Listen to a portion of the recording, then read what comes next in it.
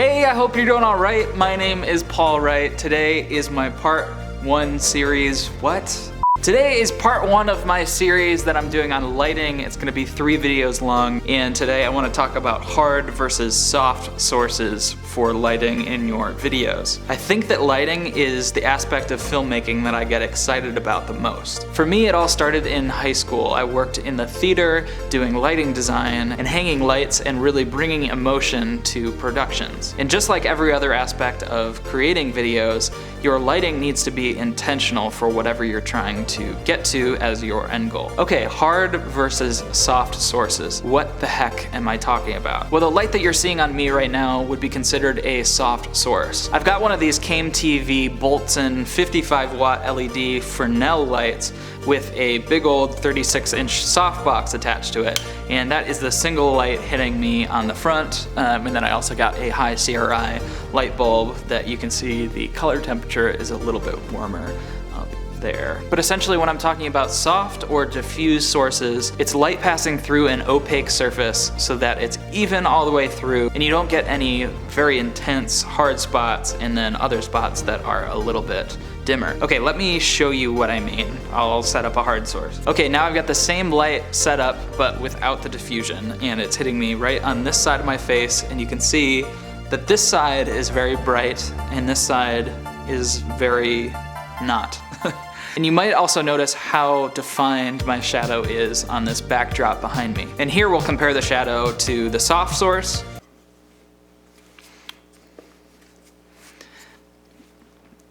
and the hard source again. You see how much more dramatic this looks, or how much the shadows kind of create extra emotion in a certain way. These kinds of hard sources tend to be pretty harsh, so that means that they really don't work in all applications. A lot of interviews or more dramatic scenes in movies, you'll see more hard lighting. If you're looking for this sort of look for your subject, but you don't like this harsh shadow on the back, there are ways of minimizing that, and you can set up your shot to not get the shadow, but get this kind of dramatic look on your subject's face. Okay, let's go back to the soft light. Okay, we're back. Soft lighting works great for commercial work, and a lot of movies and TV sets use completely soft light. It really helps keep the light even across all parts of the frame and make sure that nothing is getting underexposed or is too dark in that frame. You also might hear someone talk about diffused light or soft light in terms of how it kind of wraps around a subject. Soft light does tend to do that better than hard lighting does. So you might notice that below my chin is still very dark, but it wraps better than this light would if it was in the same position without any diffusion on it. Or, you know what? I should show you.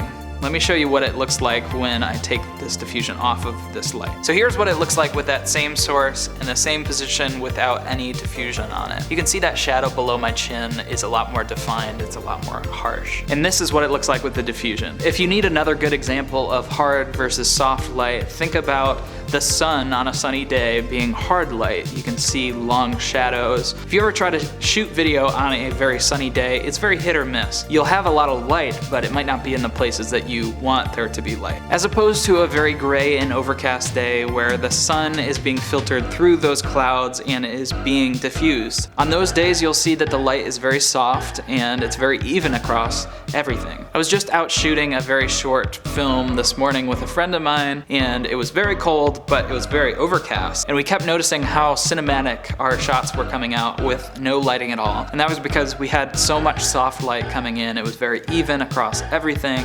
and those are the sorts of things that you can typically only get, in a very controlled environment on a TV set.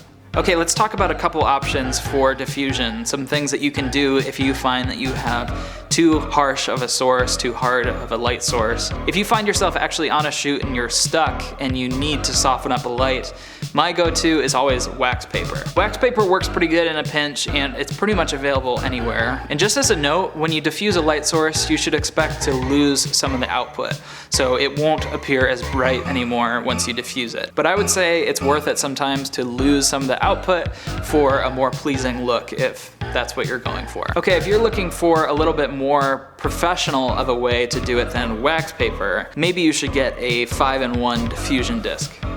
You can find 5-in-1 discs online all over the place. I think they might even sell them at Best Buy if you're looking for them locally, or if you are lucky enough to still have a physical camera store in your town. Do try to support them because those places are really disappearing quite quickly. But the good news is they're fairly compact. This is a 40-inch 5-in-1 disc, and it comes in a package like this, and it actually folds out.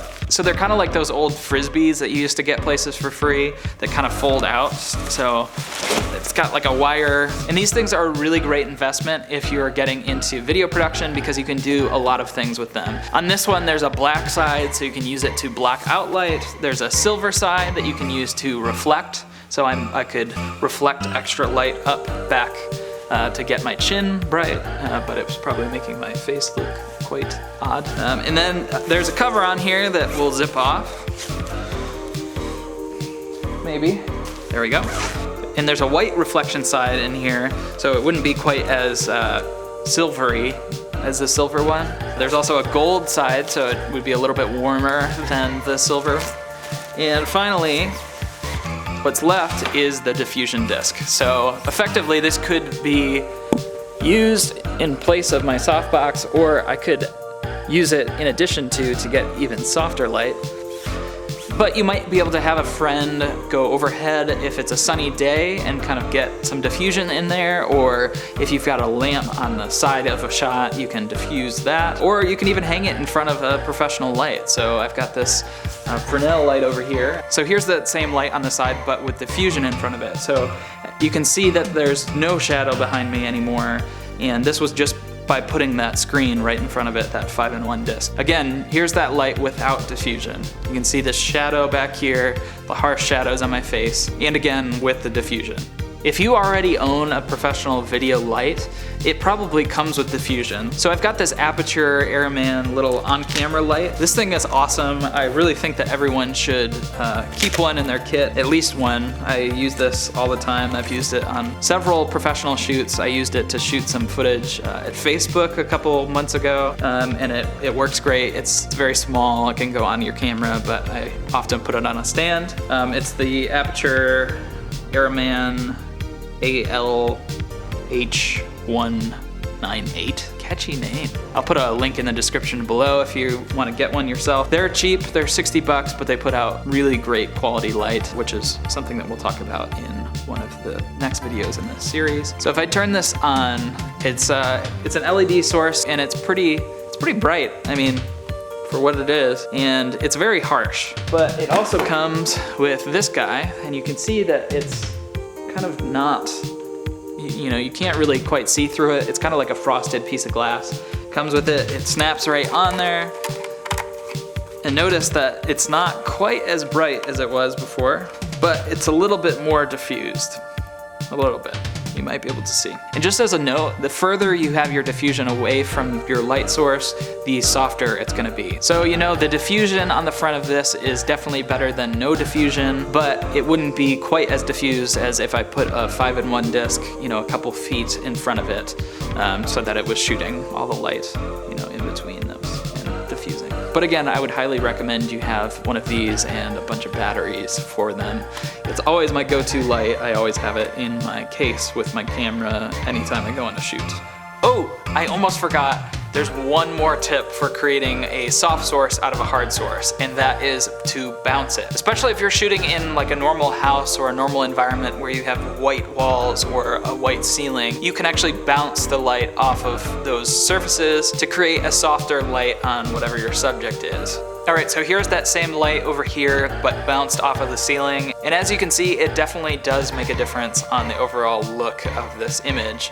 But I did notice that if I step back here, you'll see the shadow of the microphone above me. Something that does not happen with the softbox when I set that up right above the camera. It literally does not cast a shadow at all, and that's one of the reasons why I like that setup. Alright, I think that's it for the hard versus soft light section of this series. If you have any additional questions or if anything was too confusing, just let me know in the comments below. You can subscribe to the channel so that you don't miss the other sections in this series. And if you like this, you know, please give this a thumbs up. If you disliked it, you don't have to be so mean and dislike it, but you can like leave a comment and tell me what I can do better the next time. And you know, you can hit that notification bell up top if you want to be notified every time a new video of mine comes out. Right now, it's every single day. I've been making these sorts of videos, educational videos for people wanting to learn more about video, and a lot of people that just want to get started in it. They're curious about it, and they want to achieve their specific goals, whatever that means for them, through using video. So I'll see you tomorrow.